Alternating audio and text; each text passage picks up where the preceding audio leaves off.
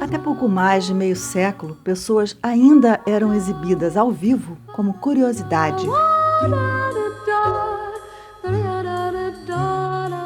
A partir de meados do século XIX, essa prática se tornou comum em circos, museus,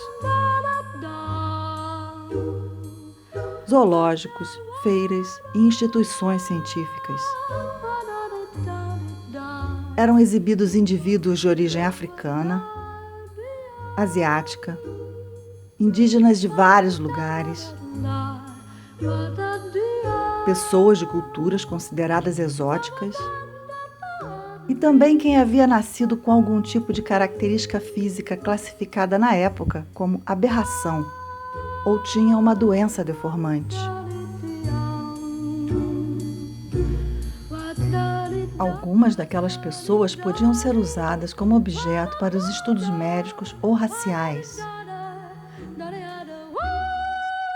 Por serem consideradas diferentes, serviam para entreter o público.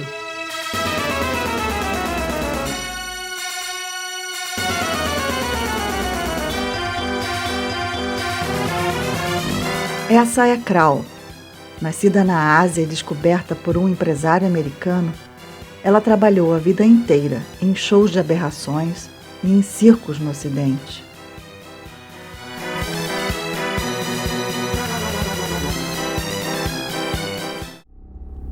Após a publicação do livro A Origem das Espécies, de Charles Darwin, em 1859, vários cientistas queriam descobrir e provar não apenas quem era humano, mas quem era mais humano, menos humano ou ainda menos humano. Os cientistas pretendiam traçar as linhas de evolução humana e estabelecer hierarquias entre os habitantes do planeta.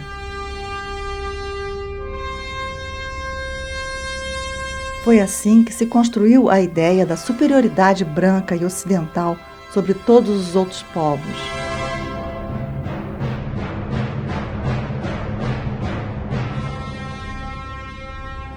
No início dessa evolução estaria o elo perdido, aquele ser que ficara no limbo entre o macaco e o homem.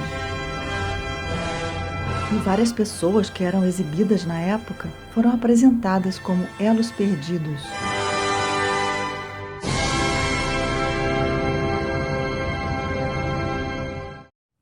Essa foi a classificação dada a Ota Benga.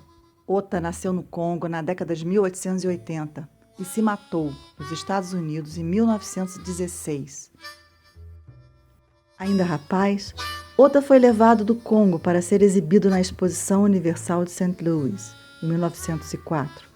Ele foi mostrado ao público como um pigmeu canibal.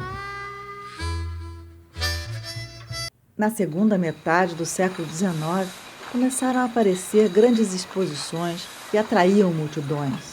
Nelas, o espaço construído era planejado para exibir e exaltar o progresso do chamado mundo civilizado, com destaque para a tecnologia e a indústria, as artes e as ciências. Para fazer bem o contraste, os outros eram instalados em vilas anexas, construídas de forma a dar uma ideia do que seria o seu habitat de origem. Considerados pouco desenvolvidos, eram apresentados como bárbaros, selvagens e primitivos. E qualquer ação do seu dia a dia nas exposições era curiosidade para o público.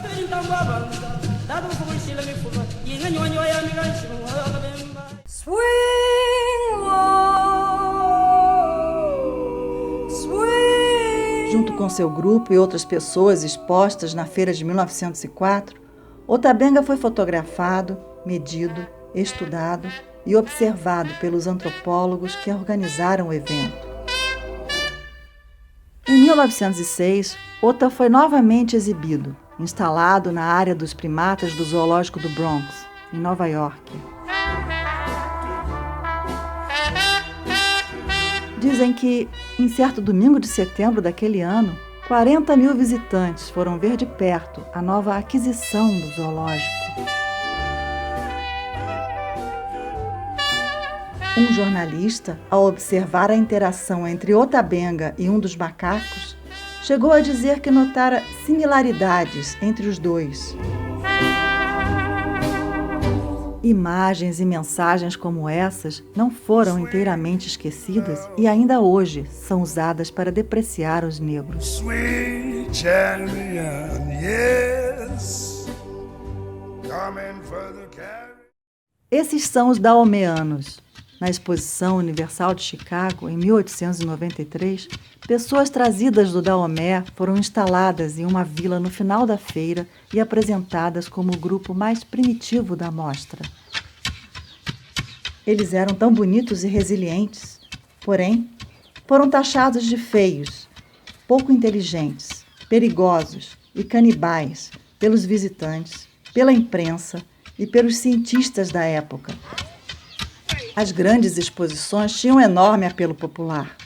Pensadas e organizadas por cientistas e antropólogos, terminavam por legitimar e exacerbar nos visitantes velhos sentimentos de superioridade racial, cultural e civilizatória, que ajudavam a desculpar e a justificar o crescente imperialismo que as nações mais ricas impunham às mais pobres.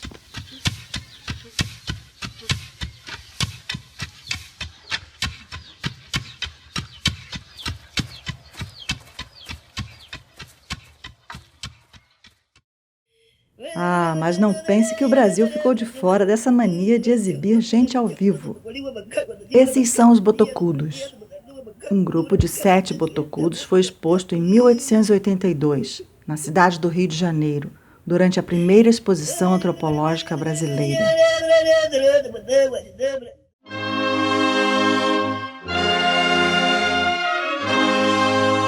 O palco foi o Museu Nacional, que, à época, se encontrava instalado numa construção no Campo de Santana, no centro da cidade.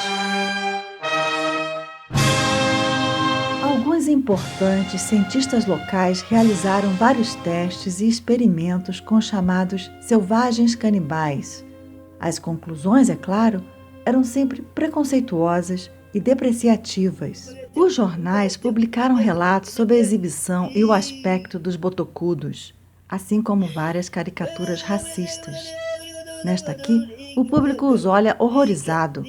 Nesta outra, os índios esfomeados por carne humana atacam alguém que podia ser o próprio imperador. Os índios estavam emagrecendo a olhos vistos. Talvez sentissem falta de sua terra ou estranhassem a comida. Talvez estivessem espantados com as demonstrações de incivilidade dos cientistas e dos visitantes, ou ainda a recusa em comer podia ser simplesmente uma forma sua de protestar. E eles podem ter conseguido se fazer ouvir, pois foram liberados daquela tortura pública e levados de volta para sua terra um mês após a abertura da mostra, que durou 3 meses. Essas exibições de gente diminuíram bastante a partir da década de 1930, mas ainda aconteceram por algum tempo. Um dos fatores para seu declínio foi justamente a luta por direitos e contra a discriminação racial. Sun and moon will be replaced with the light of Jesus' face, and I will not be ashamed, for my Savior knows my name. Naquela época, o racismo era científico. Hoje, ele é desautorizado pela ciência e pelas leis. Mas o racismo e a ideia de uma hierarquia entre os seres humanos são subprodutos que, infelizmente, permanecem até hoje entre nós. Gold and silver blind the eye, temporary riches lie. Come and eat from heaven's store, come and drink and thirst no more. So weep not for me, my friend, when my time below does end. Quer saber mais sobre isso? For my life belongs to him who will raise the dead again.